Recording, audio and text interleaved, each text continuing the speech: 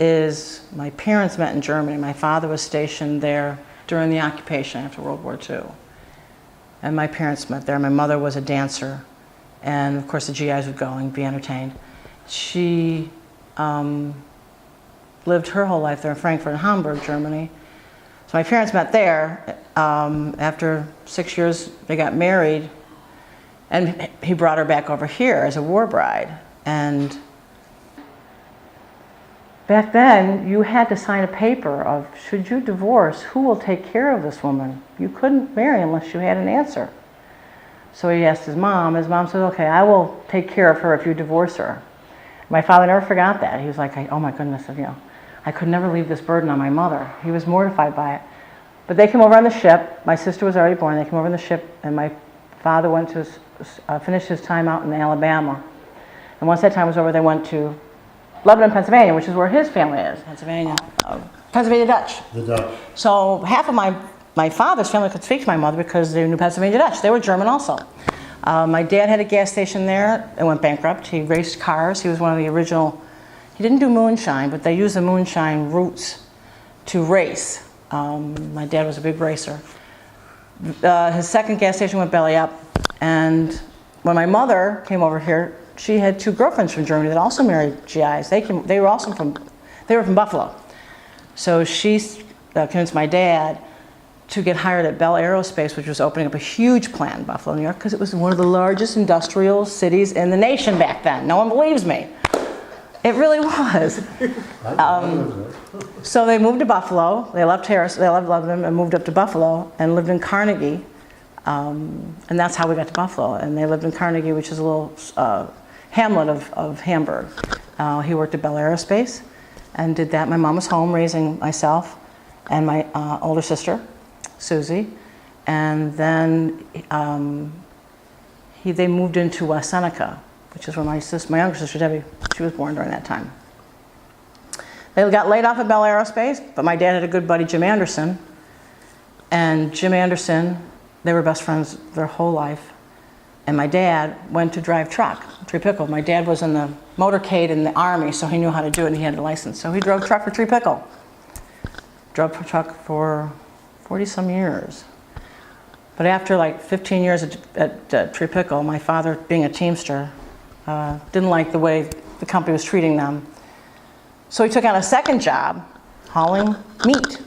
He got a car, a little Renault, and he got a second job. So he drove Tree Pickle. He would be gone for 3 days, home for 2 days, gone for 3 days, home for 2 days. Which, if you've never had your father gone, when he calls and says, I'll be home tomorrow, wait till I tell you what your kids did, you just know he's on the road for like 15 hours driving, wondering what he's going to do to you when you get home. I was terrified. So those 2 days he was home, he would haul meat and save that money and bought his own rig and started hauling steel. And then he started hauling tractor beds and then he quit Tree Pickle and was an independent truck driver for the rest of his 20 years there. Hauled snow plows, hauled steel, but his most favorite thing that he hauled was for Bird Air, which was a manufacturer in Buffalo. We did do manufacturing. And they built the big domes, the stadium domes. Denver Airport, he drove that out. He drove from Buffalo, Bird Air, to Denver. The Texas, my husband, Russ, has got a whole list of all the stadiums that he built, and it's his proudest moment that he loved it. And he built that account. It was his account. And whenever he goes any place, he goes, oh, I hauled that. Oh, I hauled that. I hauled that. So we always call, that's my dad's stadium. We always tell everybody it's my dad's stadium. But he could drive from Buffalo, New York, across country and not have a map. He knew exactly. If you were going someplace, you'd say, Dad, I got to go here. Where am I going to go? Go down here, follow the signs. It was like such a natural nature for him to drive this truck. So, meanwhile, he did that. He used my one boyfriend I was dating in high school, Bill. Bill and him hauled these meat carcasses. That's how he got the money for it. And then he did stop that after he got his own truck. But it was something to see my dad come home from work, hauling for 3 days, on his 2 days off, hauling meat, and then going back in his truck again, driving, just because he was driven to start his own business. The entrepreneurial spirit is deep within our family. My mother's father had making furniture and luggage way back. That went bankrupt. When he went bankrupt, he again did another, making curtains, and he did beautiful curtains. So my mother's father had a business. My father had his own business, but my father's father had a farm, which is the first entrepreneur of this country. So we have entrepreneurship way down the line.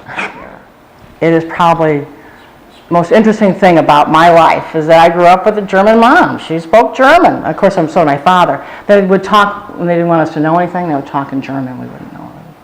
The kids all grew up saying, we don't learn French, because then we'll talk and they won't know what we're saying. Because she grew up in Germany, and Germany was the best ever. And she wasn't real thrilled with coming over to America. She didn't want to leave her home. She had just her dad, her dad and her mom divorced when she was just 5. So her dad had remarried. So she's leaving her mom. She was an only child. My grandmother, Naomi, my mom's mom, had 2 other children, 2 girls. One died after 3 months, and one died at 18 months. The 3-month-old died of diarrhea. The 18-month-old of meningitis. My mom was the middle child. So she had a child, lost it, my mom, and then lost a third. So they were connected. And when she left, my grandmother, Naomi, was shook. So my mother came over here, and still, Germany uber alles, because, she kind of had to come over there. They couldn't raise a child over there alone. My dad helped support the family soldiers through the PX and getting them food. There was no food. There was no money. Your money was worthless. So there at least was hope in it. And she really believed that what she saw in the movies about America was how it really was here. This is what it was. Look magazine, Life magazine, the movies. Oh, this is Rita Hayworth, right? This is how it is. This is what people look like. This is what they wear. This is what the dress is. So she left Germany, came to Lebanon, Pennsylvania, which is a fairly small city, small town, and my dad's parents were farmers. They didn't have a lot of the modern stuff. They even had an outhouse still. She was just aghast at this outhouse. And then they went to Alabama. Okay, we're going from frying pan and fire. So Buffalo at least had some of the amenities, but she had a hard time. She spoke English, but not real well. I had to go to speech class because I kept speaking with a heavy accent. So I had to learn how to speak properly. So she had a hard time with the customs, the things that were different. And she really didn't have too much of an issue with being German. No one really said anything to her about those political things. I think back then it was a little bit accepted that the people didn't do this, the heads of government did this.